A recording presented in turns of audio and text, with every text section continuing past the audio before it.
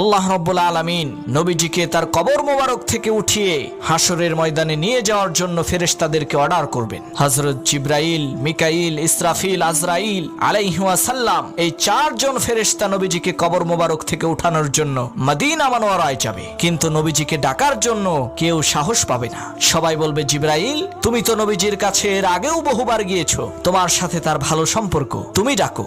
বিশ্ব নবীকে ঘুম থেকে জাগানোর মতো সাহস আমাদের কারো নাই। তখন জিবরাইল আলাইহিস সালাম নবীজিকে ডেকে বলবেন, ইয়া রাসূলুল্লাহ হাসরের ময়দান কায়েম হয়ে গেছে, আপনি ওঠেন। তখন নবীজি কবর থেকে উঠেই তার কপালের বালু মুছতে মুছতে বলবেন, জিবরাইল আমার উম্মত কোথায়? আমাকে নেওয়ার জন্য তারা আসে নাই নাকি তারা জাহান্নামে চলে গেছে? তখন জিবরাইল চোখের পানি ফেলে বলবেন, ইয়া রাসূলুল্লাহ এখনো পর্যন্ত কেউ কবর থেকে উঠে নাই, আপনি উঠলে এরপরে সবাই উঠবে।